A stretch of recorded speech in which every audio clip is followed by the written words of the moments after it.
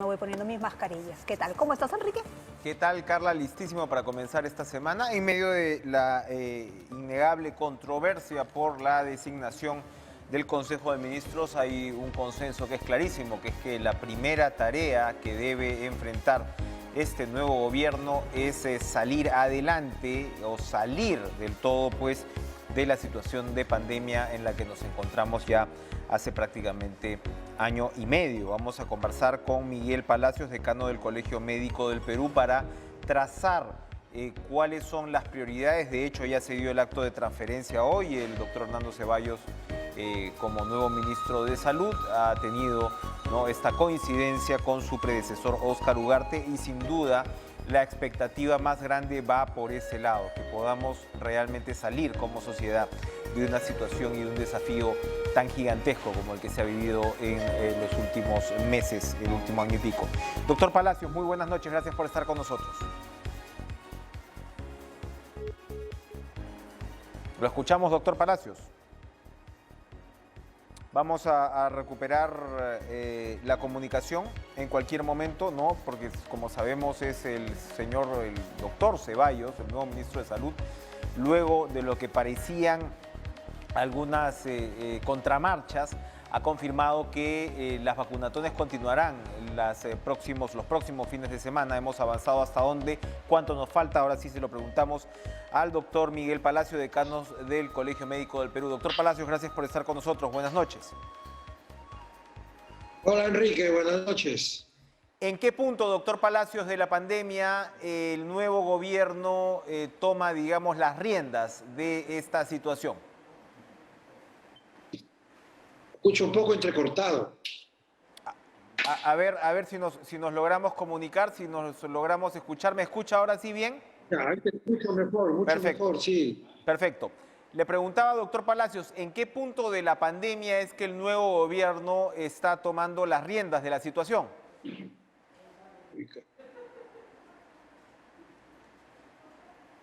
Tenemos un imperfecto en la comunicación. A ver si me confirman, si hacemos Sí, una pausa correcto, y te volvemos. escucho bien. Vamos a hacer una pausa, doctor Palacios, por favor, y volvemos de inmediato.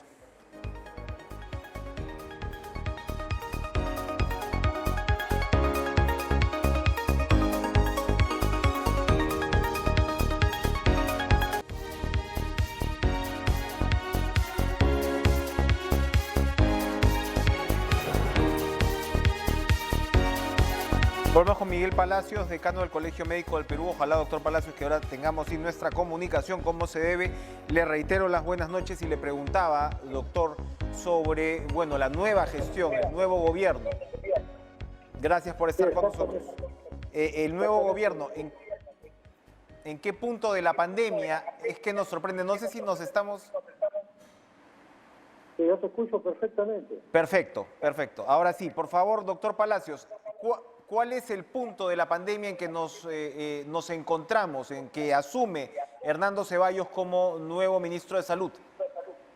Fíjate, dentro de la tragedia que vivimos, asume el mandato este nuevo ministro, el doctor Ceballos, en un momento en donde existe ese espacio que toda pandemia, en la que toda pandemia muestra cierta debilidad por agotamiento del ciclo natural, que se llama el silencio epidemiológico, con caída de todos los parámetros que todos ya conocemos, casos, positividad, camas UCI, etcétera.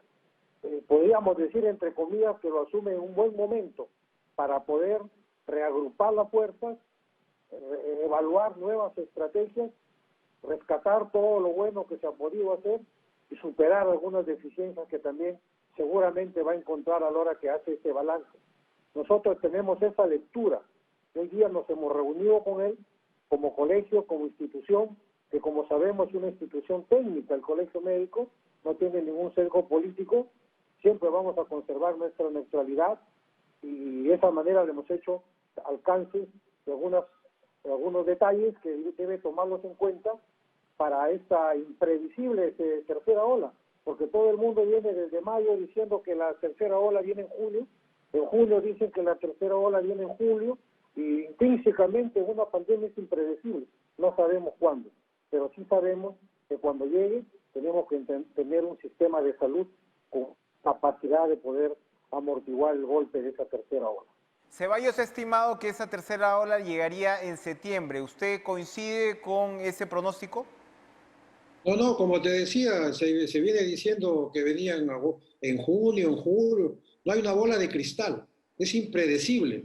Lo que sí sabemos es que debemos estar bien preparados y aprovechar. Y qué bueno que venga en septiembre, porque tiene un mes para poder reagrupar no solamente estrategias, sino herramientas de salud pública, porque no todo es vacuna. Es muy importante la vacuna, por supuesto. Nosotros somos en ese sentido muy claros que la población debe estar vacunada, pero no todo debe ser vacuna. Hay que hacer también acciones e intervenciones de salud pública, porque la vacuna abarca un eje, es mitigar, disminuir los hospitalizados y disminuir la mortalidad. Pero tenemos que ver la otra parte, disminuir los contagios. Esa es la otra parte que también tenemos. ¿Dónde están esas estrategias, doctor, que hay que reagrupar puntualmente, más allá de la vacuna? Las estrategias son herramientas e intervenciones de salud pública, que ya lo sabemos. Diagnóstico precoz, bastantes pruebas moleculares, 120.000 pruebas moleculares por día, considerando nuestra población de 32 millones de peruanos. Pruebas moleculares, caso que se detecta, se aísla a los contactos, es el eslabón perdido en la lucha contra la pandemia, el aislamiento. Ese se llama el cerco epidemiológico. Aislar a las personas que pueden estar asintomáticas pero que contagian. Ya nosotros nos hemos cansado de repetir esta estrategia y no se aplica en la magnitud que debe aplicarse. Dos herramientas, la vacuna sí, pero también la salud pública con diagnóstico precoz, aislamiento y las cuarentenas a la población que está afectada, que tiene contacto con el caso. No estamos hablando de restricciones masivas como en marzo del 2020. Eso es lo que tiene que evaluar el actual ministro. Este enfoque quirúrgico que por desgracia efectivamente no se ha realizado hasta ahora como se debería, ¿cómo aplicarlo a estas alturas, doctor? Luego prácticamente de un año y medio de pandemia. Claro, no, eso se ha venido aplicando por partes y algunos son de los que han pasado por el ministerio, de repente no han tenido esa visión, oportunidad, logística. Recuerda que la pandemia nos avasalló en primera y en la segunda ola cometimos el error de no prepararnos para la segunda ola, de tal manera que ha habido mucha vorágine alrededor. Ya con el tiempo se podrá hacer un balance, pero ahorita que empieza una tercera ola, como ha dicho el ministro, en septiembre, de repente puede ser en octubre, no sabemos, pero ya hay que aprovecharlo para poder reagrupar las fuerzas. ¿Cuántas camas tenemos? 15.000 camas. 15.000 camas, una tercera ola está prevista que haya 90.000 hospitalizados, falta camas. Camas críticas tenemos 2.800 y una tercera ola está prevista 5.000 a 6.000 necesidad de camas UCI, entonces nos falta el doble. Entonces no hay que contentarnos con lo poco que hay, que es más que lo que teníamos antes, hay que ir aumentando nuestra capacidad de respuesta como sistema de salud. Perfecto. Ahora, Ceballos ha instado a la población a irse a vacunar y ha reiterado, porque yo decía hubo unas aparentes contramarchas en un principio, que la vacunatón seguirá siendo la estrategia principal como, evento de vacunación en las próximas semanas. ¿Qué es lo que habría que ajustar por el lado del proceso de vacunación según su concepto? No, según el Colegio Médico, como le hemos dicho hoy día, tenemos que sincerarnos primero.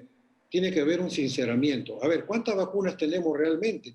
¿Cuántas están previstas que lleguen en el mes de agosto y en el mes de septiembre? Hoy día algo deslizó el ministro, seguramente ya con el paso de las horas, mañana pasado, ya dará un informe real, como le hemos pedido nosotros, de un sinceramiento de información. Es muy importante para poder trazar estrategias, porque si partimos de datos falsos, entonces las estrategias pueden fracasar. De tal manera, hay vacuna para el mes de agosto, entonces podemos hacer vacunatón todos los días. Es necesario vacunar a la mayor cantidad de población. Con cualquier vacuna.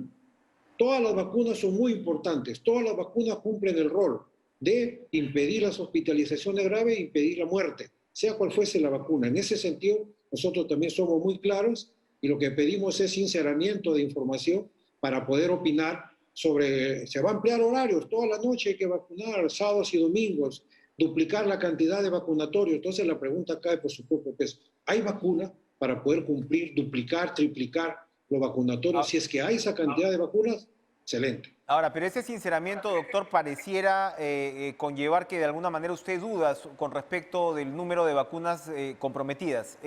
¿Por ahí va el temor?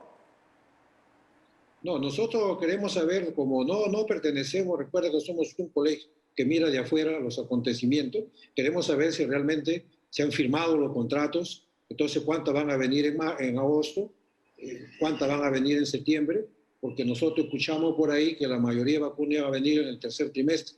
Entonces quisiéramos saber realmente si es así, para poder trazar estrategias y nosotros poder opinar. Nosotros hemos dicho, por ejemplo, que todos los estudiantes de ciencias de la salud de los últimos años también pueden participar en brigadas debidamente protegidos y vacunados para poder imprimirle mayor velocidad a la vacuna. Esa es una estrategia ahorita. Estamos todavía con un porcentaje menor del 20%. De tal manera que si hay la vacuna, hay que imprimir mayor velocidad, mayor recurso humano, mayores vacunatorios, todos los días si fuese posible y sin olvidar a las regiones. Tiene que homogenizar a nivel nacional, porque una región que se queda asimétrica en la vacunación puede ser también un foco que aparezcan nuevas variantes, porque también es impredecible saber qué variante es la que nos va a golpear en la tercera ola. En la segunda ola fue la lambda. Algunos dicen que puede ser la delta, pero hay un informe de que la lambda sigue con un 70% en el Perú. Eso también es impredecible porque tenemos poca vigilancia genómica. Toda esa información, ya el ministro tomó posición, tiene que reunirse con todo su equipo de gestión. Hoy día han salido resoluciones que han sacado a todos los anteriores jefes, digamos, directores. Entonces está entrando nuevo recurso humano. Entonces tiene que haber reunión. Nosotros hemos ofrecido nuestra intervención técnica, en el caso que ellos lo crean conveniente, para poder opinar sobre estos temas de salud pública. Nosotros tenemos un observatorio de salud pública con gente muy competente y es nuestra misión por ley, el colegio médico, como todo colegio profesional, somos entes técnicos para poder apoyar al poder público, a los ministerios, etc. Esa es nuestra misión y públicamente volvemos a reiterar nuestra ofrecimiento. Esos cambios de directores, de jefes, doctor, ¿cómo lo consideran en el colegio? ¿Es bueno, es malo? Porque se habla mucho de que la rotación demasiado frecuente no es la mejor estrategia. Hay un núcleo duro que tiene que ver con la estrategia de la vacunación.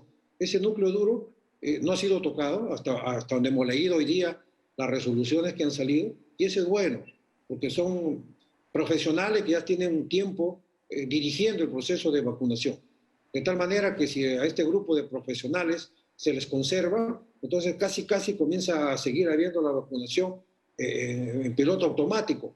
Los nuevos directores lo que tienen que hacer es, en base a la información que están encontrando en el MINSA, imprimirle una mayor velocidad, homogenizar la vacunación a nivel nacional y sobre todo hacer una buena estrategia de promoción e información, porque la deserción sigue siendo alta, está superando ya el 20%.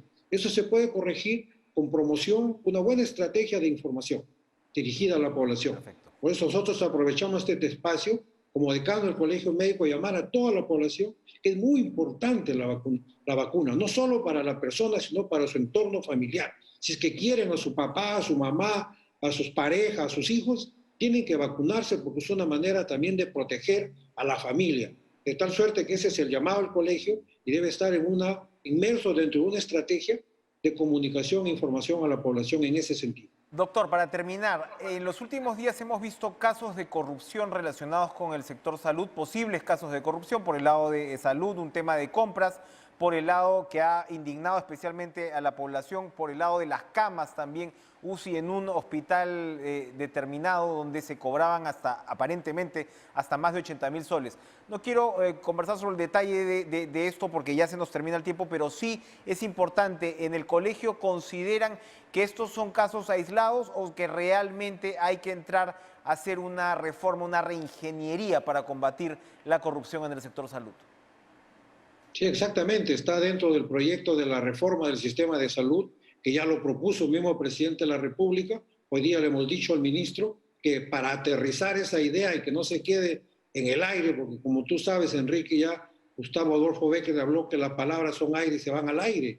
Tenemos que aterrizar en una comisión para poder impulsar una reforma del sistema sanitario que incluya una nueva gobernanza, que es la manera de cerrarle las puertas a la corrupción. De lo contrario, con gobernanzas que no están centradas en la persona, en la meritocracia, en la población, en la sociedad, siempre va a estar abierta las puertas a la corrupción. Creo que ahí tiene que aterrizarse, que el presidente o el ministro ya formen una comisión para comenzar el gran debate sobre qué tipo de sistema de salud es el que necesita el país, y dentro de esa reforma tiene que haber cero corrupción. Miguel Palacios, decano del Colegio Médico del Perú, gracias por acompañarnos esta noche, pues en este Gracias, momento Enrique. crucial para combatir efectivamente la pandemia. Vamos a continuar en el ámbito político. Le damos la bienvenida a José Enrique Gerí, congresista de la República, vocero de la bancada Somos Perú, Partido Morado, por este debate que se inicia. El premier Guido Bellido, luego de la gran controversia de los últimos días por la designación del gabinete, ha iniciado la ronda de conversaciones, lo ha hecho con su propia bancada y para mañana ha anunciado la conversación con Acción Popular. ¿Cómo está el ambiente luego de lo que muchos pues consideran un gabinete que habría que corregir? Congresista Gerí, ¿cómo está? Gracias por estar con nosotros. ¿Qué tal, Enrique? Buenas noches y muchas gracias por la invitación. Somos Perú, Partido Morado, intentó integrar una lista en ese momento con Perú Libre para encabezar la mesa directiva. Ya sabemos lo que pasó, no se aceptó la lista, fue tachada pues precisamente por se supone esta fusión o este aviso de esta nueva bancada de Somos Perú, Partido Morado. Estaba Flor Pablo entre las candidatas a la mesa directiva. Y bueno, el hecho es que ya las cosas se han dado, pero ¿cómo recibe su partido la designación del gabinete? Bueno, acuérdate que ahora somos el partido Somos Perú y el Partido Morado. Las primeras impresiones que hemos conversado en la interna con diferentes congresistas de nuestra bancada, que está integrada por 9 integrantes, es que nos ha dejado sentimientos encontrados. Por un lado está la falta de experiencia, por otro lado algunos antecedentes, y nos deja esa sensación un poco de incertidumbre, ¿no? Pero finalmente lo más objetivo posible, y esto lo hablo a título personal, por ejemplo, es que vamos a esperar esta ronda de conversaciones que está convocando el primer ministro para explicarnos cuáles serían sus planteamientos, que posteriormente lo va a sustentar en el Congreso de la República.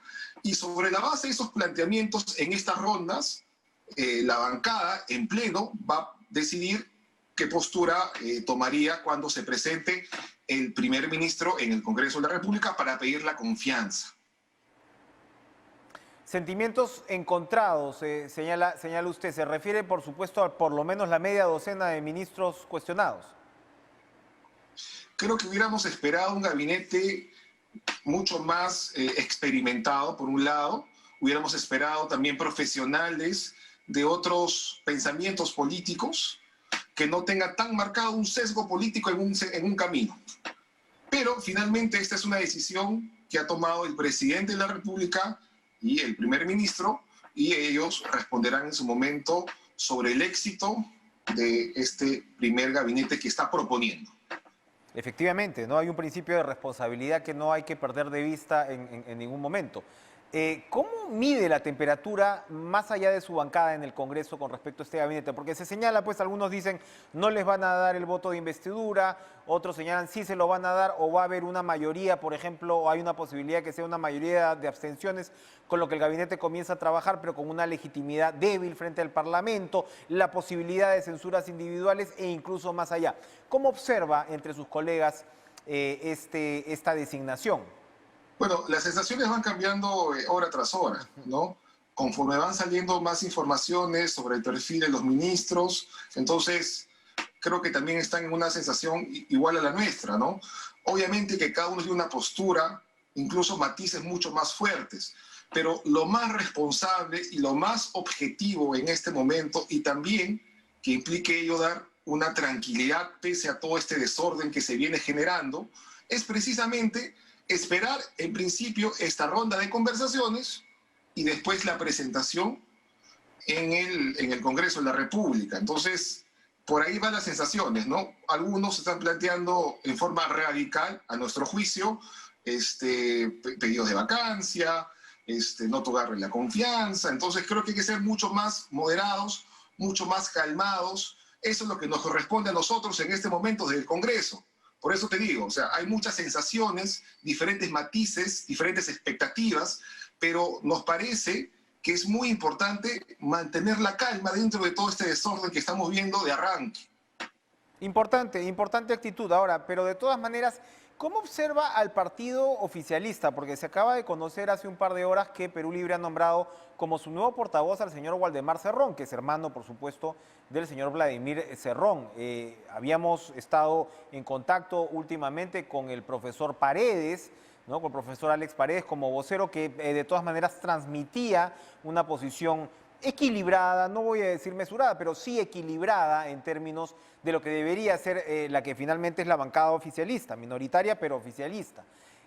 ¿Cómo observa usted los movimientos dentro de esta bancada que por supuesto de alguna manera te marca también un nexo con lo que es el trabajo del Ejecutivo? Es la primera, como repito, minoría. Bueno, yo no podría opinar con un juicio objetivo cómo arreglan sus problemas internos o sus posiciones internas. Pero yo sí te puedo comentar desde el ejemplo. Nosotros para consensuar posturas tenemos que dialogar bastante en la bancada Somos Perú, Partido Morado, para tener una voz colegiada. De igual modo, entiendo que ellos tienen alguna situación similar, pero hay una posición que ha predominado sobre encima de otra. Lo que nos interesa acá es que el partido de gobierno, y eso lo vemos como las demás bancadas, o al menos desde nuestra trinchera, tienen que coordinar para ver qué exactamente van a apoyar y sobre la base de ello poder generar esos acercamientos con las demás bancadas. Mañana, por ejemplo, tenemos la primera reunión de Junta de Portavoces. Bajo el escenario de que asuma el nuevo portavoz de Perú Libre, vamos a tener que coordinar todo de cero. En cambio, con el profesor Paredes, que ha sido el vocero, hemos llegado a entendernos en varios puntos, ¿no?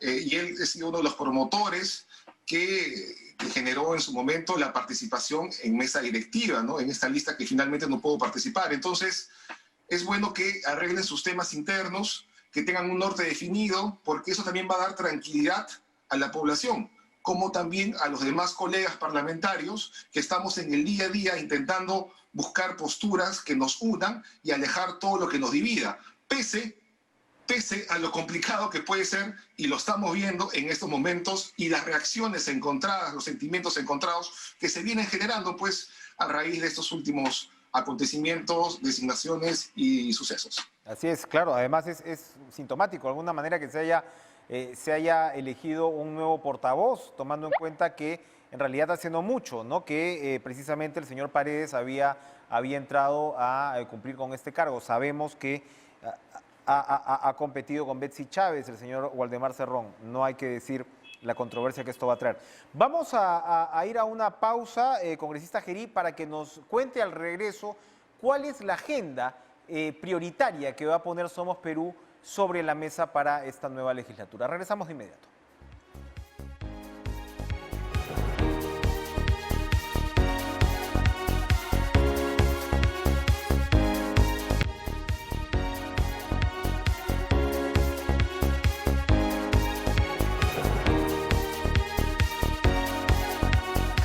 Volvemos con José Enrique Gerí, vocero de la bancada Somos Perú, Partido Morado. Antes de que rápidamente nos comente la agenda prioritaria de su bancada, le quería preguntar, congresista, ya sobre voces específicas que han hablado de la posibilidad de iniciar algo similar a un proceso de vacancia. Nos referimos a la congresista Tudela, nos referimos al congresista Montoya.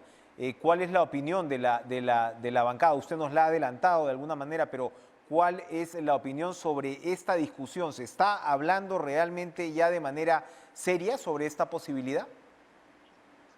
Bueno, no hemos conversado formalmente este tema en bancada, como corresponde para emitir un juicio objetivo, pero de las sensaciones que he podido recoger, tenemos al día de hoy 11 días como congresistas. Entonces todos estamos iniciando, entonces es muy prematuro y muy irresponsable en este momento hablar de una situación o deslizar un tema de vacancia.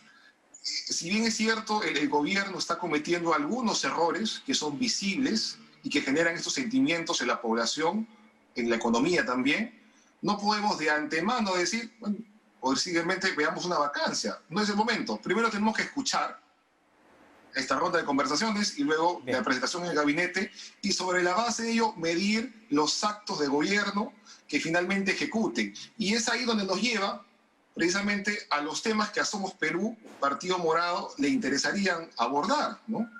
¿Cuáles serían los primordiales? Por ejemplo, nosotros estamos en la línea de ver el tema de salud. El tema prioritario es continuar con el proceso de vacunación, comenzar a conversar y debatir el tema de la reforma del sistema de salud público, por ejemplo. En esa línea tenemos una exministra en la bancada, ver los temas de educación que tenemos sobre ello, y finalmente, dentro de los 3 temas que son más importantes, en primera línea, el tema de reactivación económica y generación de empleo. Y en estos 100 días tenemos que conocer, y eso esperamos de esta ronda de conversaciones o de diálogo que ha convocado el primer ministro, conocer los detalles, para finalmente cuando se presente al Congreso hay un planteamiento claro de cuál es la ruta de los 100 primeros días. Y sobre la base de las cosas claras y que también sean receptivos en lo que el Congreso está esperando, poder darle ese voto de confianza, ¿no? Pero vamos a esperar todavía hasta ese momento. Bien, ahora, otro punto que es una tarea fundamental de este Congreso es la designación de los miembros del Tribunal Constitucional. Y la presidenta del Congreso, la señora Alba, ha opinado que esta debería darse por invitación, más que por un concurso. Ya sabemos cuáles son los problemas que ha visto tanto una como la otra fórmula. ¿Cuál es la opinión de su bancada al respecto? Mire, lo que nos queda claro es que debemos abordar el tema de la elección de los magistrados del Tribunal Constitucional como uno de los primeros temas también de agenda de este Parlamento, como una agenda priorizada. Creo que finalmente la fórmula la vamos a ir debatiendo en la interna, pero tiene que ser lo más transparente posible para que la ciudadanía pueda apreciar quiénes van a ser los magistrados del Tribunal Constitucional y que finalmente dé las garantías de idoneidad, que es lo que se está buscando. Entonces, es un tema de debate ahora y hay que ver el mecanismo más adecuado. Y eso nos vamos a poner de acuerdo todas las fuerzas políticas cuando se convoque para ver este tema, ¿no? Y por supuesto, el otro gran tema es el que puso el presidente de la República en la intervención ante el Congreso el 28 de julio, que es la fórmula, el mecanismo para llegar a una nueva constitución. Somos Perú, Partido Morado, ¿cuál es la actitud que tienen ante el anuncio específico que él hizo, pues, de poder de alguna manera impulsar la reforma dentro del mismo Congreso, comenzando por la modificación del artículo constitucional, en realidad que deja un candado, ¿no?, para la reforma de la Carta Magna? Bueno, nosotros hemos sido bastante claros de un inicio, cuando éramos Somos Perú, en que no era el momento adecuado para hablar de una nueva constitución y al mismo tiempo de una asamblea constituyente. Ahora que somos una bancada mucho más grande que está integrada por 2 partidos, por una bancada de 9 integrantes, hay que hacer la consulta para tener la respuesta más adecuada, pero va en el mismo sentido, porque hemos coincidido en conversaciones aisladas que no es el momento, pues, y que el mecanismo tiene que ser por las vías que está estableciendo la Constitución y las leyes. Ahora, a título personal, yo sí tengo que ser más claro incluso en ese tema, ¿no? Mi posición como José Gerí, como congresista, es que no hay constitución nueva, ni tampoco asamblea constituyente. Ni ahora, ni después. Tenemos que dar esa seguridad en este momento de que las reglas de juego se van a mantener y sí hay que modificar algunas cosas, hay que hacerlas por el camino que establece la Constitución. Y bueno, la economía está mostrando todos los días precisamente señales preocupantes, ¿no?, sobre esa incertidumbre, y eso también debería ser tomado en cuenta, qué duda cabe en estas circunstancias. Gracias, José Gerí, vocero de la bancada Somos Perú, Partido Morado, por acompañarnos esta noche en Cara a Cara. Vamos de inmediato a saludar a Jorge Beltrán, gerente general de Sutran. Hoy se dio un mega operativo, pues, en 6 regiones, donde la Fiscalía ha intervenido, las oficinas no solamente de Sutran, ha detenido a varias personas, y lo que se sabe es que habría 7 inspectores involucrados en el tema de corrupción en los pesajes, que llegaría a un perjuicio económico contra el Estado, se calcula, de cerca de 200 millones de soles, pero entendemos que esto también ha contado con la colaboración del propio organismo, con información proporcionada por Sutran. Señor Beltrán, gracias por estar con nosotros. Buenas noches. ¿Qué nos puede comentar de este caso? Buenas noches, Enrique. Efectivamente, tal como lo ha señalado, esta investigación viene desde febrero de 2019, en el cual nosotros recibimos denuncias de ciertos transportistas en los cuales alegaban que ciertos inspectores pretendían realizar cobros indebidos por no imponer las infracciones que habían cometido. Eso generó que un trabajo coordinado con la Policía Nacional desde el 2019 y el Ministerio Público, por iniciativa de Sutran, podamos coordinar las acciones para que esta investigación se amplíe. Y todo este tiempo, el día de hoy, ha dado sus frutos, ¿no? Efectivamente son 7 inspectores de Sutran, en los cuales estarían implicados en estos cobros indebidos. Dos personas naturales que han sido trabajadores del concesionario, que es el que administra la balanza, tanto en el sur como en el norte, y son 8 personas que se dedican a empresas de transporte que en coordinación, en concertación con inspectores de la Sutran, burlaban estas inspecciones que por obligación legal tenían que pasar por las balanzas. Ahora, para que la teleaudiencia lo entienda mejor, aquí estamos hablando de un concesionario que nos imaginamos tiene que cumplir estándares bastante específicos con respecto a este tipo de casos. ¿Qué responsabilidad le compete como tal al concesionario y qué consecuencias podría traer esto sobre la propia concesión? Bueno, en esta investigación se ha determinado, como producto de los seguimientos y escuchas autorizadas judicialmente, se ha visto la participación de 2 personas que trabajaban en el concesionario. Ahora, las responsabilidades son personales y, por lo tanto, estas personas ya están detenidas y ahora, con las manifestaciones, se podrían ampliar los alcances de las mismas e involucrar a más personas. Bien.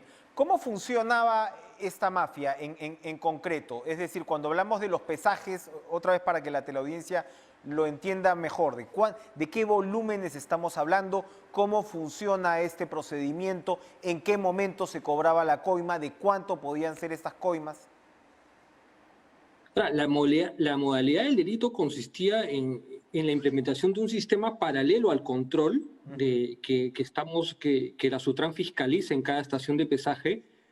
Estos inspectores coordinaban con estas empresas de transporte para que no sean fiscalizados, o si bien son fiscalizados, no se les imponga una multa o una infracción. Ahora, los montos de las infracciones en lo que respecta a pesajes y medidas varían entre 1 y 10 UITs. Entonces, son montos considerables en los cuales estos inspectores concertaban con las empresas de transportes para que en montos que oscilaban entre los 150 y 200 soles pudieran burlar la fiscalización o no ser infraccionados por determinada hecho irregular que habían cometido.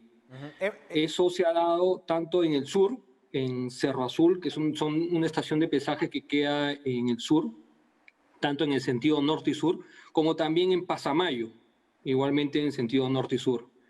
Entonces, los inspectores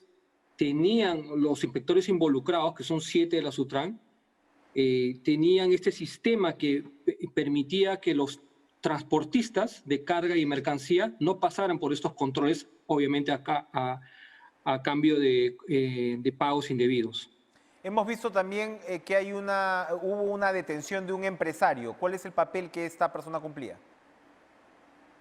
Los empresarios son, como le mencionaba, son 8, son en total 17 los investigados. De esos 17, 8 corresponden a empresas de transporte de carga y mercancía, y de esos han sido detenidos y también han sido allanados sus inmuebles, incautados todos los elementos que la Fiscalía todavía está en proceso de investigación.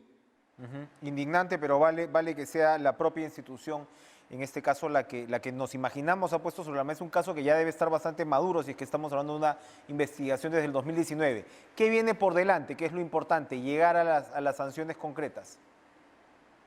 Bueno, esta es una tarea constante de toda entidad pública, ¿no? Nosotros no somos ajenos a ellos y tenemos un firme compromiso de lucha contra la corrupción. Nosotros recibimos denuncias, las canalizamos a través de las instancias competentes. En este caso, en Sutran existe una oficina de integridad, las cuales analiza e investiga, y de ser el caso, se recurre al apoyo de la policía y el Ministerio Público. La policía tiene un área especializada de la IRCOCOR, que es de lucha contra la corrupción, de funcionarios contra la corrupción, y con ayuda de tecnología ellos pueden encontrar mayores indicios para investigar ese tipo de denuncias. Ahora, eso también va de la mano con... nosotros hemos implementado o hemos modernizado la fiscalización en Sutran. A través de un uso intensivo de tecnología hemos podido, a través de la geolocalización, nosotros podemos saber en qué lugar y en qué punto del país se encuentra cada inspector que está de turno. Eso nos ha podido ayudar a transparentar la fiscalización. Ahora, ya no podemos seguir usando una cantidad de fiscales. Nosotros tenemos más de 1000 inspectores a nivel nacional y la idea es, tenemos que movernos a sistemas inteligentes de fiscalización y ya no con el uso en cantidad bastante elevada de inspectores, sino en el uso de tecnología. Y eso es lo que queremos dejar encaminado para que las siguientes gestiones puedan poder desarrollar estos sistemas que son muy usados en el mundo y que nosotros nos ayudaría muchísimo en la fiscalización. Evidentemente, a más tecnología, ahí sí, ¿no? Menos corrupción. A más tecnología bien utilizada, menos corrupción. Gracias, Jorge Beltrán, gerente general de Sutran, por acompañarnos. Vamos a continuar dándole la bienvenida a Raúl Molina, experto en temas de descentralización, ex viceministro de Gobernanza, por supuesto. Hoy el gobierno ha logrado, o así se ha publicitado, que la comisión de alto nivel, encabezada por el nuevo primer ministro, logre una tregua, una especie de tregua, con las comunidades en Cusco para suspender pues estas protestas contra la minera Las Bambas, que ha tenido varios capítulos, varios inicios, suspensiones, se retorna. Y bueno, estamos hablando igual de casi de 193 conflictos sociales los que tenemos ahora mismo. ¿Cómo un nuevo gobierno con estas características puede controlarlos o no? ¿Dónde está el meollo de la situación? ¿Cómo está usted, Raúl? Buenas noches, un gusto verlo. Lo mismo digo, Enrique, ¿cómo te va? Buenas noches. Bien, bien. Bueno, lo primero, su opinión con respecto a este punto en particular de Las Bambas. Bueno, tú bien lo has dicho, el presidente del Consejo de Ministros lo que ha logrado es una tregua de 60 días. Y lo que dicen por lo menos los reportes periodísticos es que espera en esos 60 días resolver el problema. Vamos a ver si lo consigue. Porque este conflicto, ustedes, tus televidentes y tú mismo saben que es de larga data. En el año 2019 ya hubo un corte del corredor vial en esa misma zona donde ha ido el presidente del Consejo de Ministros hoy día. Ahí se hizo el acuerdo de hacer asfaltado económico de esa carretera para el cambio de gobierno. Claro, en ese momento, en 2019, nadie sabía que íbamos a tener pandemia a partir de marzo del 2020, que íbamos a tener vacancia en el segundo semestre. Y probablemente, además, el Ministerio de Transportes ha tenido problemas en el saneamiento de los terrenos a lo largo de la vía, pero la única solución para resolver el problema que los comuneros plantean es asfaltar la vía con asfalto económico. Y bueno, ¿es posible entonces el asfalto de esta vía? ¿Cuánto tiempo podría tomar? Es una operación que me imagino no debe ser nada sencilla. Ya sabemos pues todo el tema del traslado y las quejas de los comuneros sobre lo que en principio debió ser un mineroducto que no se dio, etcétera. Exactamente. ¿Qué tan factible es entonces realizar este asfaltado? La solución definitiva, sin ninguna duda, es un mineroducto. Pero un mineroducto entre los estudios, porque esa solución se abandonó en determinado momento, un mineroducto entre los estudios y la ejecución va a tardar 4, 5, 6 años. Entre tanto, la gente tiene que seguir conviviendo con una carretera firmada. Eso no es posible. Por eso, un asfalto definitivo, el expediente técnico del Ministerio de Transporte lo está haciendo hace bastante tiempo, con apoyo de la propia empresa. Y eso entre que se termina, pasa los requisitos del sistema de inversión pública y se ejecuta, 4 o 5 años. Entonces, por eso le dijimos a las comunidades, pavimentación económica se puede hacer en un año y medio. Eso se comprometió el que era ministro de Transportes en ese momento, el señor Trujillo. Y hasta que yo estuve en la PSM hemos estado detrás del asunto, pero como te digo, nadie contaba con pandemia y vacancia, pero ahora yo creo que el nuevo gobierno debería renovar ese compromiso y comprometerse a ponerle pavimento económico en un año y medio a esa vía.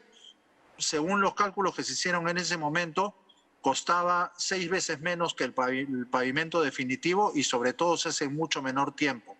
No podemos obligar a esas comunidades a que convivan con una carretera que produce polvo, ruido y vibraciones, pero tampoco podemos detener la operación minera porque representa un ingreso muy importante para financiar otras políticas públicas.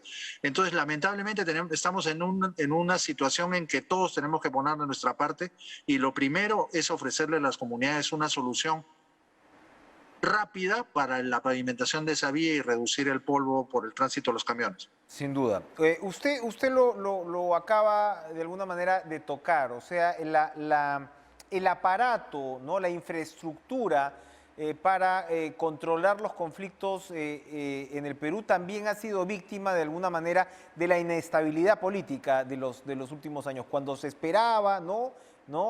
Tener, digamos, un cuerpo de profesionales un poco más afiatado, llegaba todo lo que usted acaba de describir, una renuncia, luego una vacancia, y bueno, ahora estamos en la situación en la que estamos con mucha controversia en torno a este nuevo gabinete. Hay, de todas maneras, quienes desde la otra orilla dicen, oigan, en medio de los problemas no se está entendiendo que este puede ser un gabinete que ayude de repente a resolver algunos de estos conflictos sociales. ¿Cómo observa usted esa parte del aparato público que por supuesto está muy ligada a la presidencia del Consejo de Ministros? ¿Qué le está faltando? ¿Por dónde debería ir el acento? A ver, cuando yo estaba en el viceministerio, lo que tratamos de dejar unos lineamientos para la gobernanza territorial, que era una manera de poder entender el diálogo en el territorio, sobre todo alrededor de proyectos extractivos. Lamentablemente el día a día nos ganó, yo tuve que retirarme y eso se quedó ahí trunco.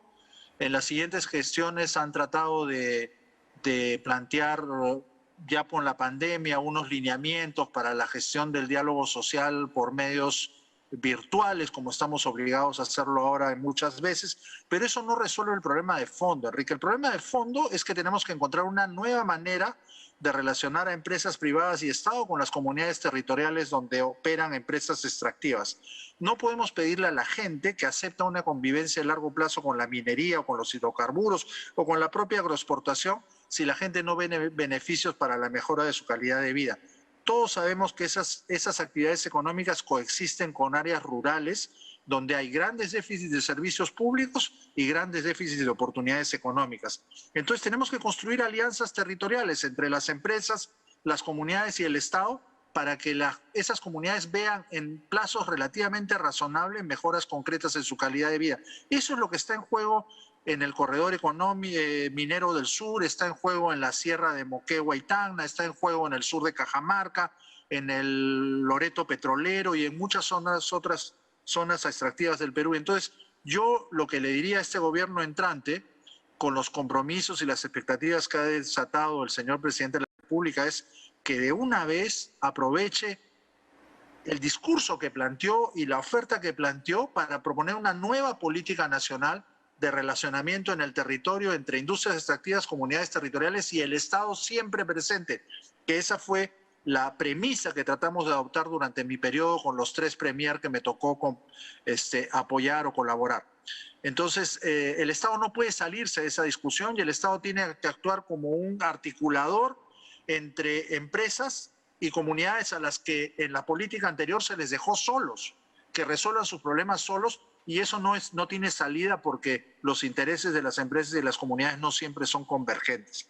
Entonces yo creo que ahí hay un desafío para construir estrategias de desarrollo territorial efectivas. Hicimos un primer ensayo en Loreto con lo que se llamó el Plan de Cierre de Brechas, Creo que hay que hacer con urgencia algo parecido en el corredor vial sur y las empresas van a tener que comprometerse en el desarrollo de esos territorios y el Estado en sus 3 niveles de gobierno va a tener que acompañar el esfuerzo, porque si no las comunidades no van a dejar de protestar porque quieren participar en la riqueza que ellos entienden sale de sus tierras, aunque los recursos naturales sean de todos los peruanos. Pero ahí hay un problema, digamos, de origen, porque se señala mucho, Raúl, que el tema del canon, por ejemplo, y este es el discurso usual de las empresas, ¿no? Y de algunos gremios, ¿no? O sea, el tema del canon, que se han dado miles de millones de soles y o no se ha invertido bien o hay demasiada discrecionalidad para gobiernos regionales y subnacionales y sobre todo que se pensó precisamente el canon como un factor que mejore la situación de las comunidades adyacentes y por razones políticas el canon no se reparte como se debería. Es decir, vas a las capitales de las provincias, te concentras donde puede haber mayor cantidad de población por fines electorales, etcétera, y se da esta suerte de distorsión. ¿Habría que cambiar el modelo de canon? ¿Esto pasa por modificar el modelo de canon o pasa por otro tipo de situaciones en la cual sencillamente el Estado toma una actitud mucho más deliberada para mejorar la situación de las comunidades en cuestión? A ver, el canon acaba de cumplir 20 años la ley del canon en el mes pasado de julio. Y es obvio que no ha cumplido sus promesas. Es verdad, como dices tú, en el origen las empresas extractivas pensaron que el canon era una manera de devolver parte de los recursos de sus impuestos y asegurar que se inviertan en sus lugares y eso mejorar el clima alrededor de las empresas. Y eso no ha pasado, pero no ha pasado por una serie de razones. Hay un problema con el modelo de distribución que concentra enorme cantidad de recursos en los distritos donde están los yacimientos para pequeñas instituciones municipales que no tienen las capacidades de procesar semejante cantidad de recursos. Megantoni, donde se saca el gas de Camisea, recibe 200 millones anuales. San Marcos, donde está Antamina, recibe 150 millones anuales. Y así hay municipios que reciben 80, 100, 60 millones anuales. Pero también hemos cometido otros errores. O sea, desde una perspectiva muy ortodoxa dijimos, el canon, como es temporal y no es sostenible en el largo plazo porque está asociado a recursos finitos, que se dedique solo a inversión en capital físico. Y el capital físico no origina mejores servicios. Entonces, queremos que el canon solo se dedique a locales de escuelas, pero no podemos invertir en calidad educativa. Solo establecimiento de salud, pero no podemos invertir en acceso a los servicios de salud. Solo en infraestructura de riego, pero no en mejoramiento de capacidades productivas. Entonces yo creo que tenemos que volver a discutir las finalidades del canon para abrir un poco las posibilidades de uso, aunque sea un recurso temporal. Y además no podemos pedir que un municipio que tiene 6, 7, 8, 10 millones de recursos de Foncomún administre con esa plata un fondo de 200, 150 o 120 millones de canon. Probablemente vamos a tener que permitir que una cuota, 5%, 6%, 8% del canon, se pueda gastar en gestionar el fondo. Porque no puedes pedirle a funcionarios que ganan 3.500, 5.000, 6.000 soles que administren recursos de varios cientos de millones de soles. Eso es fomento de corrupción. Entonces, permitamos que esos municipios puedan tener mejores funcionarios, mejor pagados, mejor si todavía son compartidos en mancomunidades, mejor todavía si son en el marco de estrategias de desarrollo territorial integrado, para que los recursos del canon colaboren ahí con recursos que las propias empresas privadas puedan poner, no con la lógica solo de responsabilidad social, sino de cooperación al desarrollo. Por ejemplo, una empresa minera puede ser mucho más hábil para invertir en capacidades productivas de las comunidades locales o en fomento de iniciativas de desarrollo económico que el propio Estado, y el Estado se dedica a los servicios públicos. Entonces, hay mucho que hacer en la sinergia entre sector privado y sector público en las zonas donde se extraen recursos naturales no renovables. Claro, ahora aquí estamos hablando de un tema, digamos, muy fino, muy quirúrgico, de gestión pública, donde todavía las señales no están claras, ¿no?, por parte de la nueva administración. No están claras, pero deberían comenzar a plantearse esa discusión. Eso es lo que en todo el mundo se llama desarrollo territorial integrado. La comisión que se nombró en el gobierno anterior para discutir el futuro de la ley de minería, que al final votó conclusiones mucho más abiertas que simplemente una reforma de la Ley General de Minería. Una de las cosas que planteó es que había que poner en juego estrategias de desarrollo territorial integrado en esas zonas mineras, porque necesitamos que todos prosperen juntos. O sea, no le podemos pedir a las comunidades, por más que sean comunidades que tienen más oportunidades relativas que otras donde no hay minería, que se contenten con eso, con ser empresas proveedoras o tener empleo en la mina, y más bien lo que tenemos que lograr es construir territorios prósperos. Esa no es una operación de corto plazo y necesita un Estado que sea capaz de adelantarse y pensar que si durante algunos años la economía y el presupuesto de la República van a depender de los impuestos de las actividades primarias, pues invirtamos para que las actividades primarias puedan desarrollarse en un ambiente favorable. Y para eso necesitamos que darle mejor calidad de vida a las comunidades. Mientras diversifiquemos la economía, y una de las maneras de diversificarla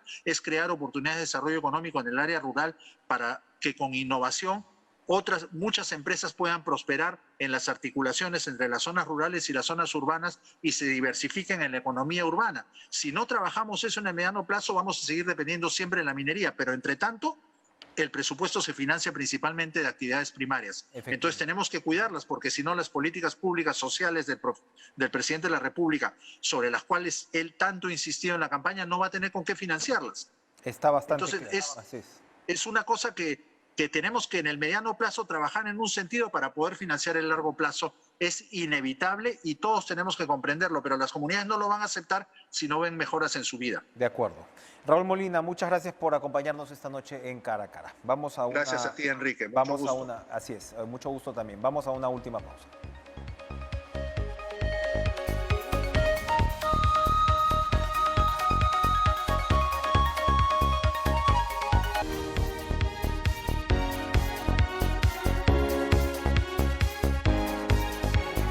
Muchas gracias por acompañarnos en esta edición de Cara a Cara. Comenzamos la semana con las pilas puestas y nos vemos mañana. Sigan con toda la información deportiva, Joana y Lucho, en París. Nos vemos. Adiós.